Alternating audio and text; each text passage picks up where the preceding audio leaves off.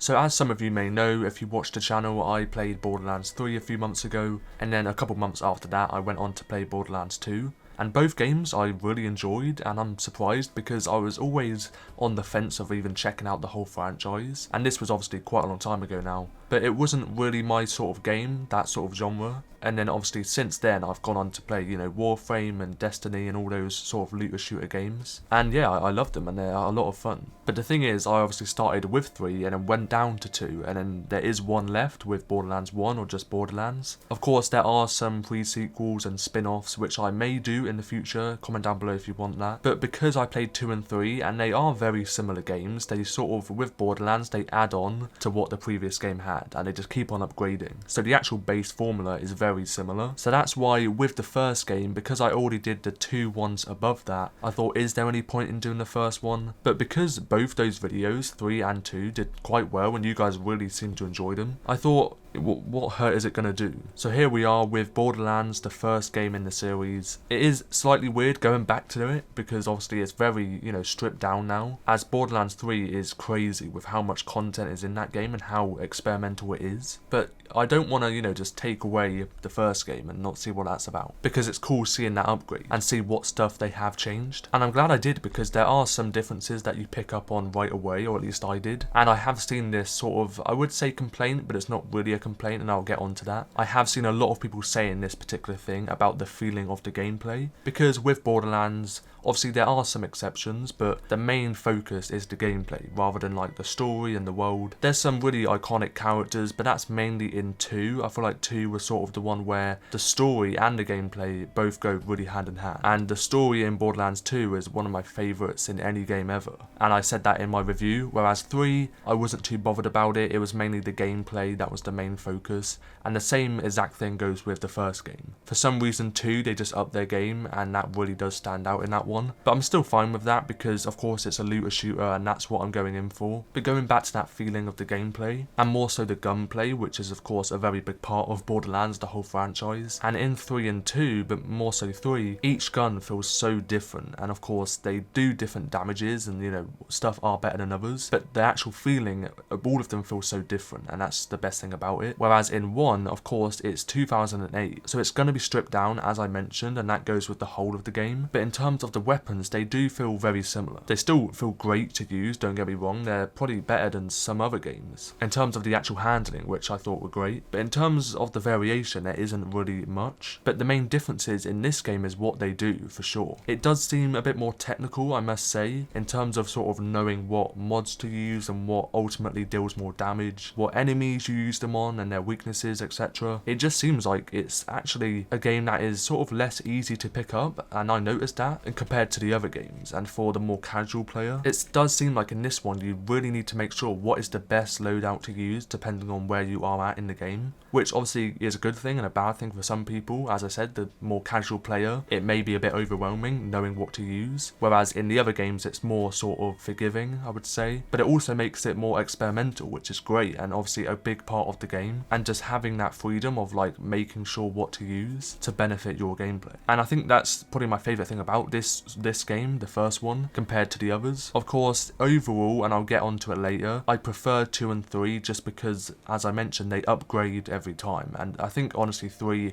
is my favourite in terms of gameplay, and a lot of people do agree with that, just because of how much content there is, 10 plus years on. But there are differences that you don't get in, the more modern games, and this is an example of it being more technical, and it isn't as prominent in the other games. And some people might like that you really have to, discover what stuff is the best to use and not just use anything and hope for the best. And some may not, so just use that as a warning. But going back to that story, as I said, it isn't the big part of the game, like all of the games. I do want to just brush over it, and I say brush over because it is quite sort of basic in terms of the characters, which I just don't think, compared to other games, especially 2, they just don't stand out at all. They're all very similar, and it just serves as a base canvas for the game. The story's just there to say they have a story flowing through it, and it just helps with the gameplay when you go into a new area of the map. It's not just you walking in. There is some backstory behind it, but just in terms of it, I just didn't see it as a big deal, and I knew that before going into it. Obviously some might like it. It's not the worst story, it's just a bit sort of mid. It just doesn't do much for me, and I think a lot of people can agree with that, and doesn't stand out compared to 2. Now another thing, and I did actually mention this in the Borderlands 2 video, I don't know if you remember, but I said about the colour of the game and how sort of desaturated it was. And to be honest, going back, it doesn't seem too bad, and also comparing it to this game. And of course, it's a very old game, 2008, and sort of games around these times, and I mentioned this before, it does have this sort of yellow filter on it, and just, the colours are just very desaturated. And for a game like Borderlands, and comparing it to 3, it's so different. 3 is so vibrant and colourful, and that just goes so well with the gameplay. Of course, the gameplay is so insane and wild and just so energetic, and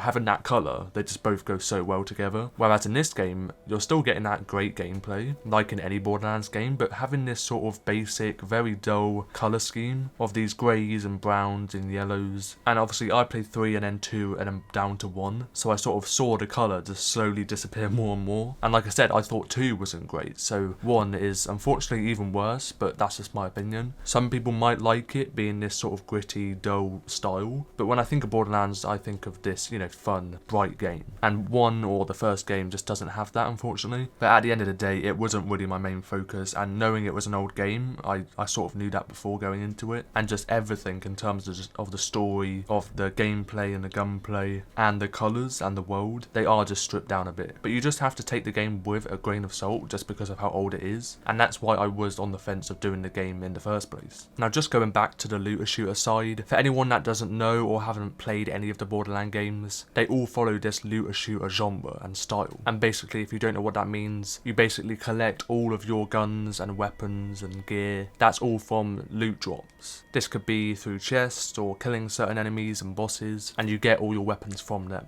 But also in certain gun shops which are spread around the map, and you buy them with the money you collect also around the map. So basically everything you just collect as you progress through the game. And then you can upgrade that with mods, and also, like I said, the money you can buy better guns and stronger items. And that is where you'll see, especially in this game, how different each one is and how better they are on certain enemies. And that side is when it does get technical in this game specifically. And if you aren't using a strong enough item or playing to your best, it can be quite a hard game in terms of the actual difficulty compared to the other games. I mean, don't get me wrong, 2 and 3, there are obviously, as you progress, it does get harder, and if you aren't strong enough then that is the same. But I just feel like those games, as I said, are more forgiving, and they made it a lot harder in terms of the difficulty. But I still enjoyed it, and as you do progress, you do manage to pick up on it. But even for someone that played 2 and 3, I did see that difference in the first game. But it's still great, and obviously I knew what it was going to be like from playing the other games, and I wasn't disappointed, because obviously they upgrade each time. I sort of kept my expectations to a bit of a low, but still quite high, just because I knew how similar they would be, and how much I enjoyed the other games and their gameplay formula. And I think if you haven't played this one, but played the others, because it's different in the areas I've already mentioned, maybe you can gather your thoughts from that and see if you actually want this sort of different side of gameplay. Not obviously overly different, because they're very similar, but it was interesting to play through, and maybe you'll do that as well. If you haven't,